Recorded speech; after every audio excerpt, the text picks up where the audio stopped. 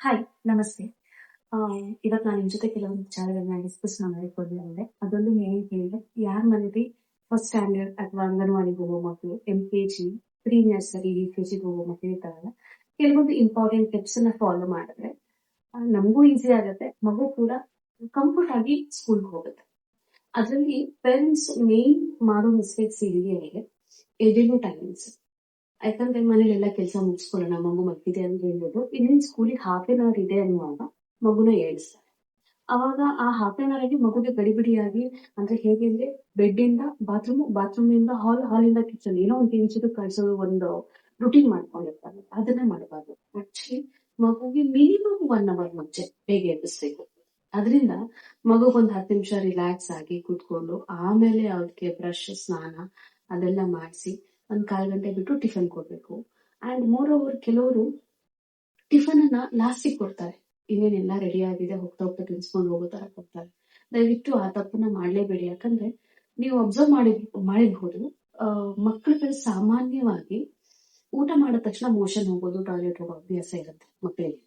So ನೀವು ಅರ್ಧ ಗಂಟೆ ಮುಂಚೆನಾದ್ರೂ ತಿನ್ಸಿದ್ರೆ ಸ್ಕೂಲ್ ಹೋಗೋದ್ರೊಳಗಡೆ ಅವರು ಮೋಷನ್ ಹೋಗೋದು, ಟಾಯ್ಲೆಟ್ಗೆ ಹೋಗೋದು ಎಲ್ಲ ಮನೇಲೆ ಮುಗಿಸ್ಕೊಂಡು ಸ್ಕೂಲ್ಗೆ ಕಂಫರ್ಟ್ ಆಗಿ ಹೋಗ್ತಾರೆ. ಇಲ್ಲ ಅಂತಂದ್ರೆ ಅಲ್ಲಿ ಹೋಗಿ ಅವರಿಗೆ ಒಂಥರ ಡಿಸ್ಕಂಫರ್ಟ್ ಫೀಲ್ ಆಗುತ್ತೆ. ಅಂಡ್ ಮೋರ್ ಓವರ್ ಅಲ್ಲಿ ಟೇಕ್ ಕೇರ್ ಅವ್ರ ಹತ್ರ ಅವರು ಕರೆಕ್ಟ್ ಆಗಿ ಹೇಳ್ತಾರೋ ಇಲ್ವೋ ಗೊತ್ತಿಲ್ಲ. ಕೆಲವು ಮಕ್ಕಳು ಹೇಳೋಕ್ಕೂ ಹಂಚ್ಕೊಳ್ತಾರೆ. ಸೊ ಹಾಗಾಗಿ ಒಂದ್ ಹಾಫ್ ಎನ್ ಅವರ್ ಮುಂಚೆನೆ ನೀವು ಟಿಫನ್ ಎಲ್ಲ ಕೊಟ್ರೆ ಅದು ಅದ್ರ ರುಟೀನ್ಗೆ ಹೆಲ್ಪ್ ಆಗುತ್ತೆ. ಅಂಡ್ ಇನ್ನು ಮೇನ್ ಥಿಂಗ್ ಅಂದ್ರೆ ನೀವು ವಾಟರ್ ಬಾಟಲ್ ಪ್ರಿಫರ್ ಮಾಡುವಾಗ ಆದಷ್ಟು ಪೈಪ್ ಇರುವಂತ ಬಾಟಲ್ ನ ಪ್ರಿಫರ್ ಮಾಡಬೇಡಿ. ಯಾಕಂದ್ರೆ ಮಕ್ಕಳು ಕುಡಿದಾಗ ಫುಡ್ ಪಾರ್ಟಿಕಲ್ಸ್ ಎಲ್ಲ ಪೈಪ್ ಅಲ್ಲಿ ಸ್ಟೋರ್ ಆಗುತ್ತೆ. ಸೊ ಪ್ರತಿದಿನನೂ ಅದನ್ನ ತೆಗೆದು ವಾಶ್ ಮಾಡಿ, ಸಾಮಾನ್ಯವಾಗಿ ಯಾರು ವಾಶ್ ಕುಡ್ಸೋತಿರಲ್ಲ, ಮಾಡೋದು ಕಡಿಮೆ, ವೀಕ್ಲಿ ಟ್ವೈಸ್ ಎಲ್ಲ ಮಾಡ್ತಾರೆ. ಸೊ ಅಂತ ಟೈಮಲ್ಲಿ ಫುಡ್ ಪಾರ್ಟಿಕಲ್ಸ್ ಸಿಕ್ಕಾಕೊಳ್ದೆ ಇರೋಂಥದ್ದನ್ನ ಪ್ರಿಫರ್ ಮಾಡಿ. ಅಂದ್ರೆ ಪೈಪ್ ಇರಬಾರ್ದು, ಆ ತರದನ್ನ ಪ್ರಿಫರ್ ಮಾಡಿ. ನಿಜವಾಗ್ಲೂ ಅದು ಆಕ್ಚುಲಿ ಮಕ್ಕಳಿಗೂ ಹೆಲ್ಪ್ ಆಗುತ್ತೆ. ಅಂಡ್ ಇನ್ಫೆಕ್ಷನ್ಸ್ ಎಲ್ಲ ಆಗಲ್ಲ. ಅಂಡ್ ಥರ್ಡ್ ಥಿಂಗ್ ಅಂತಂದ್ರೆ, ನೀವು ಲಂಚ್ ಬಾಕ್ಸ್ ಅಥವಾ ಸ್ನಾಕ್ಸ್ ಬಾಕ್ಸ್ ಕಳಿಸ್ತಿದ್ದೀರಾ ಅಂದ್ರೆ ಆದಷ್ಟು ಚಿಪ್ಸ್, ಕುಕ್ಕೀಸ್, ಚಾಕ್ಲೇಟ್ಸ್ ದಯವಿಟ್ಟು ಕಳಿಸ್ಬೇಡಿ. ಚಿಕ್ಕ ಚಿಕ್ಕ ದೋಸೆನೋ, ಚಪಾತಿನೋ, ಇಡ್ಲಿನೋ ಮಾಡಿ ಅದನ್ನೇ ಡಿಫ್ರೆಂಟ್ ಶೇಪ್ಸ್ ಅಲ್ಲಿ ಮಾಡಿ ಬೇಕಾದ್ರೆ. ಅಂಡ್ ಮೋರ್ ಓವರ್ ಅದಕ್ಕೆ ಇಷ್ಟ ಹೋಮ್ ಮೇಡ್ ಸ್ನಾಕ್ಸ್ ಏನಾದ್ರು ಇರುತ್ತೆ ಅದನ್ನ ಕಳಿಸಿ.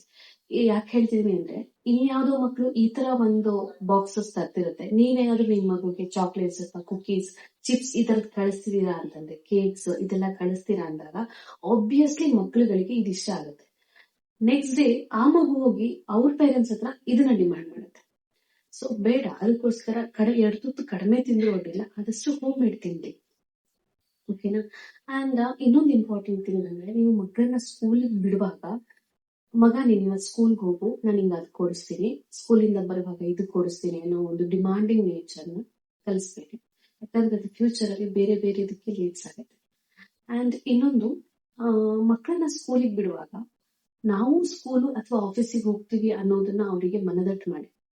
ಅಂದ್ರೆ, ನಿನ್ ಸ್ಕೂಲ್ಗೆ ಹೋಗು ಮಗ, ನಾನು ನನ್ನ ಸ್ಕೂಲ್ಗೆ ಹೋಗ್ತೀನಿ, ನಾನು ನನ್ನ ಸ್ಕೂಲ್ ಮುಗಿಸ್ಕೊಂಡು ಕರ್ಕೊಂಡು ಬರ್ತೀನಿ ಅಂತ ಹೇಳಿ. ಇಲ್ಲ ಅಂದ್ರೆ, ಮಗ ನೋಡು ನಾ ಇಲ್ಲೇ ವೇಟ್ ಮಾಡ್ತಿರ್ತೀನಿ, ನೀವು ಕುತ್ಕೊಂಡು ಸ್ವಲ್ಪ ಹೊತ್ತು ಕುತ್ಕೊಂಡು ಬಾ ಅಂತ ಹೇಳಿ. ಸೊ ನೀವು ಮಗುನ ಪಿಕಪ್ ಮಾಡ್ಕೊಳ್ಳೋಕ್ ಬರುವಾಗ ನೀವು ಮಿನಿಮಮ್ 5 minutes ಬೇಗ ಬನ್ನಿ. ಅವಾಗ ನೀವ್ ಅಲ್ಲಿ ವೇಟ್ ಮಾಡ್ತಿರ್ತೀರಲ್ಲ, ಆ ಮಗುಗೆ ಏನ್ ಅನ್ಸುತ್ತೆ, ಓ ನನ್ನ ಅಮ್ಮನೋ ಅಜ್ಜನೋ ಅಜ್ಜಿನೋ ಯಾರೋ ಇಲ್ಲಿ ವೇಟ್ ಮಾಡ್ತಾ ಇದ್ರು, ಸೊ ನಾನು ಆರಾಮ್ಸೆ ಸ್ಕೂಲ್ಗೆ ಹೋಗ್ಬೋದು ಅನ್ನೋದೊಂದು ಕಲ್ಚರ್ ಅಥವಾ ಒಂದು ನೇಚರ್ ಬರುತ್ತೆ ಅವನಿಗೆ. ಸೊ 15-20 days ಆಮೇಲೆ ಅಭ್ಯಾಸ ಆಗ್ಬಿಡುತ್ತೆ, ಅಲ್ಲೂ ಫ್ರೆಂಡ್ಸ್ ಆಗ್ತಾರೆ, ಎನ್ವೈರನ್ಮೆಂಟ್ ಅಡ್ಜಸ್ಟ್ ಆಗ್ಬಿಡುತ್ತೆ.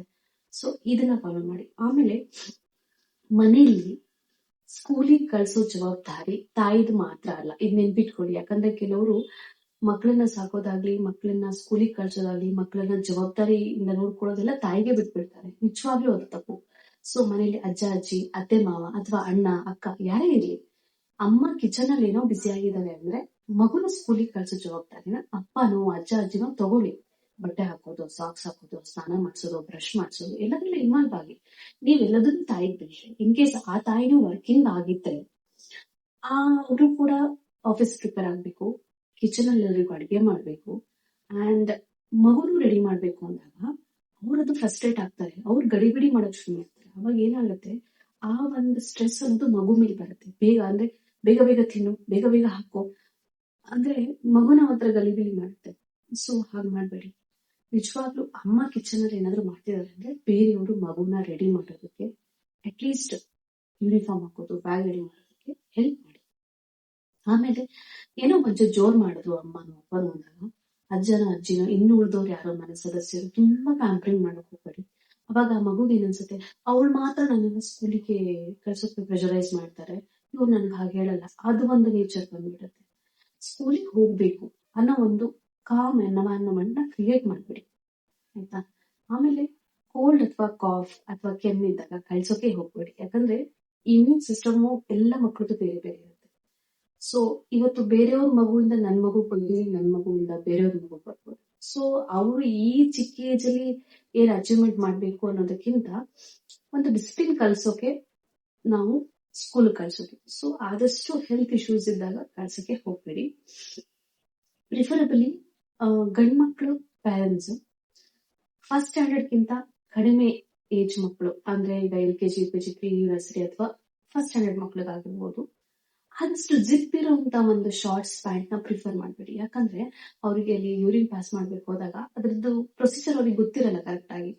ಸೊ ಅಲ್ಲಿ ಟೇಕ್ ಕೇರ್ ಅಲ್ಲಿ ಇರಬಹುದು, ಆದ್ರೆ ಅವರು ಅಮ್ಮನ ಹತ್ರ ಅಪ್ಪನ ಹತ್ರ ಹೇಳಿದಷ್ಟು ಒಂದು ಈಸಿಯಾಗಿ ಕಂಫರ್ಟ್ ಝೋನ್ ಇಂದ ಅವ್ರು ಹೇಳಲ್ಲ. ಸೊ ಹಾಗಾಗಿ ಆದಷ್ಟು ಇಲಾಸ್ಟಿಕ್ ಇರುವುದನ್ನ ಪ್ರಿಫರ್ ಮಾಡಿ, ಓಕೆನಾ. ಸೊ ಕೆಲವೊಂದು ಸ್ಮಾಲ್ ಟಿಪ್ಸ್ ನಾವು ಫಾಲೋ ಮಾಡೋದ್ರಿಂದ ನಮ್ಮ ಡೈಲಿ ರುಟೀನ್ ನಾವು ಈಸಿ ಮಾಡ್ಕೊಳ್ಳೋದಲ್ದೇನೆ ಮಕ್ಕಳನ್ನ ಒಂದು ಕಂಫರ್ಟ್ ಝೋನ್ ಅಲ್ಲಿ ನಾವು ಸ್ಕೂಲಿಗೆ ಕಳಿಸ್ಬೋದು. ಸೊ ಸ್ಕೂಲ್ ಅಂದ ತಕ್ಷಣ ಅವರಿಗೆ ಇರಿಟೇಷನ್ ಮೋಡ್ ಇಂದ ಆಚೆ ಬರ್ಬೇಕು ಅಂದ್ರೆ ನಾವು ಪೇರೆಂಟ್ಸ್ ಮನೆಯಲ್ಲಿ environment first of all com ಆಗಿ ಇಟ್ಕೋಬೇಕು. ನೀವೇ ಇಲ್ಲಿ ಗಲಿಬಿಲಿ ಮಾಡೋದು, ಜಗಳ ಮಾಡೋದು ಅಥವಾ ಅರ್ಜೆಂಟ್ ಮಾಡೋದಿಲ್ಲ, ಅವನಿಗೆ ಅಲ್ಲಿ ಹೋಲ್ ಡೇ ಇನ್ಫ್ಲೂಯೆನ್ಸ್ ಆಗುತ್ತೆ. ಸೊ ಈ ಸ್ಮಾಲ್ ಟಿಪ್ಸ್ ನೀವು ಫಾಲೋ ಮಾಡಿ, ನಿಜವಾಗ್ಲೂ ನಿಮ್ಗೆ ಈಸಿ ಅನ್ಸುತ್ತೆ. ಸೊ ನೆಕ್ಸ್ಟ್ ಏನಾದ್ರೂ ಇದು ನನ್ನ ಎಕ್ಸ್ಪೀರಿಯನ್ಸ್ ನಾನು ಶೇರ್ ಮಾಡ್ತಿರೋದು. ಸೊ ಇದೇ ತರ ಎಕ್ಸ್ಪೀರಿಯನ್ಸ್ ಶೇರ್ ಮಾಡ್ತಾ ಇರ್ತೀನಿ. Thank you, bye.